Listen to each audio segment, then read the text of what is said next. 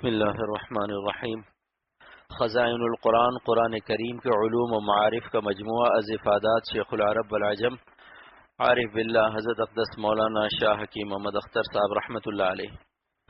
آیت نمبر 14۔ اعوذ باللہ من الشیطان الرجیم، بسم اللہ الرحمن الرحیم۔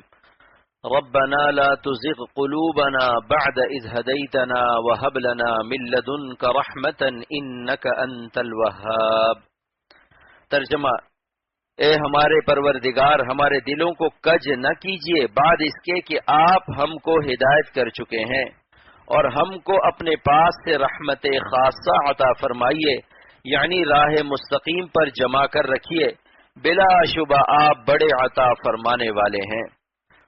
استقامت علی الدین اور حسن خاتمہ کی دعا کے عجیب تفسیری لطائف۔ ہر نہیں اپنے منہی عنہ کے وجود پر دلالت کرتی ہے۔ ربنا لا تزغ قلوبنا بتا رہا ہے کہ قلب میں ازاغت و کجی کی استعداد موجود ہے، اور استعداد بھی ایسی کہ ازاغت صرف گناہ، زنا اور شراب تک محدود نہیں رہتی، بلکہ عقیدہ تک خراب ہو جاتا ہے، یہاں تک کہ نعوذ باللہ نبوت اور مہدیت تک کا دعویٰ کرنے لگتا ہے۔ اسی لیے اللہ تعالیٰ یہ دعا سکھا رہے ہیں کہ اے ہمارے رب، ہمارے دلوں کو ٹیڑھا نہ ہونے دیجیے، بعد اذ ہدیتنا، آپ کے جس کرم نے ہمیں ہدایت بخشی ہے اسی کرم سے آپ ہم کو عدم ازاغت بھی بخش دیجیے۔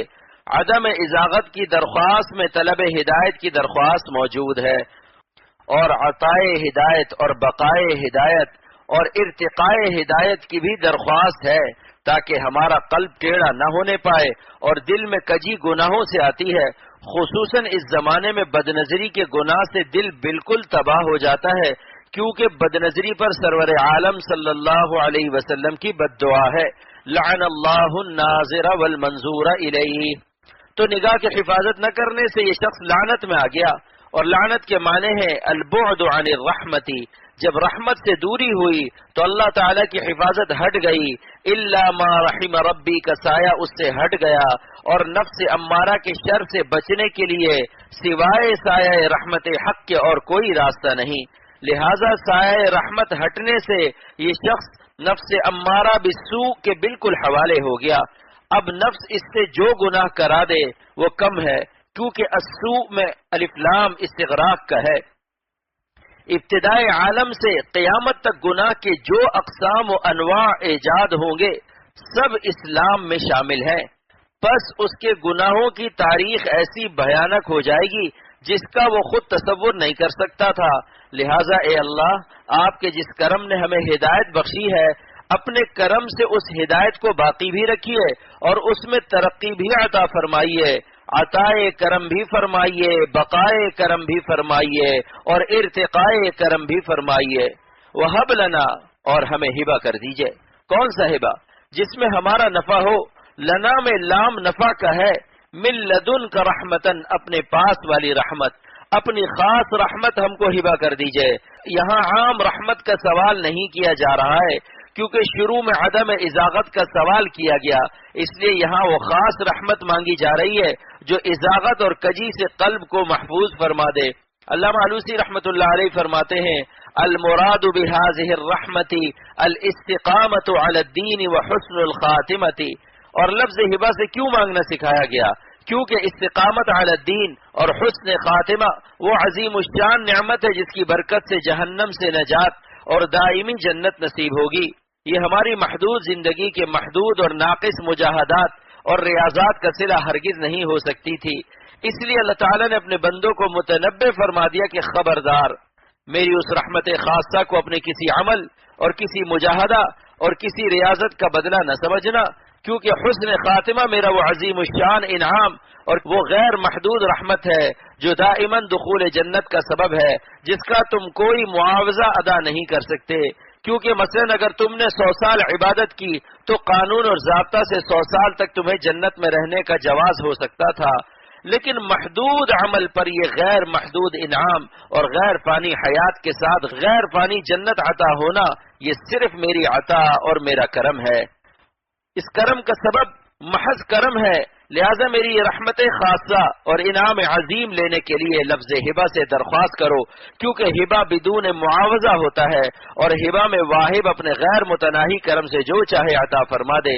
علامہ آلوسی رحمۃ اللہ علیہ فرماتے ہیں وفي اختيار صيغة الهبة إيماء إلى أن هذه الرحمة أي ذلك التوفيق للاستقامة على الحق تفضل محض بدون شائبة وجوب عليه تعالى شانه، اور صیغہ ہبہ اختیار فرما کر حق تعالی نے اشارہ فرما دیا کہ رحمت جس سے مراد وہ توفیق خاص ہے جس سے بندوں کو دین پر استقامت نصیب ہوتی ہے، اور جو سبب ہے حسن خاتمہ کا، یہ محض حق تعالی کا فضل عظیم ہے، جس کو چاہتے ہیں عطا فرماتے ہیں۔ اور آگے انک انت الوہاب معرض تعلیل میں ہے کہ تم کو ہم سے اس نعمت عظما کو ہبہ سے مانگنے کا کیا حق ہے۔ انک انت الوہاب معنی میں لانک انت الوہاب کے ہے، ہم آپ سے اس لیے مانگ رہے ہیں کیونکہ آپ بہت بڑے داتا اور بہت بڑے بخشش کرنے والے ہیں۔ علامہ آلوسی رحمۃ اللہ علیہ سید محمود بغدادی اپنی تفسیر روح المعانی میں فرماتے ہیں کہ عدم ازاغت کے مقابلے میں جس رحمت کو طلب کرنے کا ذکر ہے، اس سے مراد رحمت عام کے ساتھ یہاں رحمت خاص بھی ہے۔ المراد بالرحمت الانعام الخاص وهو التوفيق للثبات على الحق، وفي سؤال ذلك بلفظ الهبة إشارة إلى أن ذلك منه تعالى تفضل محض من غیر شائبة وجوب علیہ عز شانہ۔ ترجمہ، اس رحمت سے مراد رحمت خاصہ ہے اور وہ حق پر رہنے کی توفیق ہے۔ لفظ ہبہ سے سوال سکھانے میں تعلیم کہ جس طرح ہبہ بدون معاوضہ ہوتا ہے اور صرف عنایات واہب سے ہوتا ہے، اسی طرح استقامت کی نعمت محض عطا حق ہے، فضل محض ہے، ضابطے سے نہیں ملے گا، صرف زاری اور الحاح سے دعا کرنے سے ملے گا۔ کما قال العارف الرومی زور راہ بگزار و زاری را بگیر، زور راہ بگزار و زاری را بگیر، رحم سوء زاری آید فقیر، رحم سوء زاری آید فقیر۔ طاقت سے یہ دولت نہیں ملتی، رونے سے کام بنتا ہے، طاقت سے یہ دولت نہیں ملتی، رونے سے کام بنتا ہے۔ اے فقیر، رحمت حق سوئے گریہ وزاری متوجہ ہوتی ہے، اور انک انت الوہاب سوال کی تعلیل ہے، یعنی لانک انت الوہاب، ہم آپ سے اس رحمت خاصہ کو بطور ہبہ اس لیے مانگتے ہیں کہ آپ بہت بخشش کرنے والے اور بہت عطا کرنے والے ہیں۔ واہ رے میرے کریم مالک، مانگنے والوں کے لیے اپنی کیسی صفت بیان فرما دی کہ ہر گنہگار یہ دولت مانگ لے۔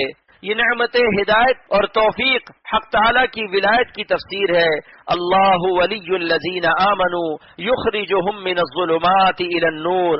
حضرت آلوسی رحمت اللہ علیہ فرماتے ہیں اس آیت کی تفسیر میں کہ حق تعالی کی طرف سے ظلمات سے اخراج بذریعہ ہدایت و توفیق، یہ ولایت کی تفسیر ہے۔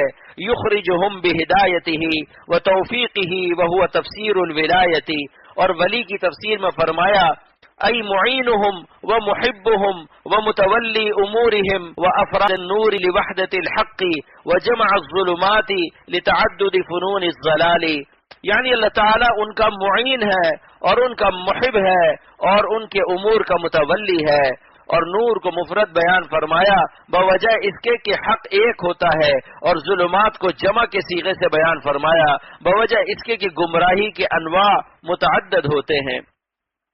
اللہ پاک ہم سب کو نور عطا فرمائے۔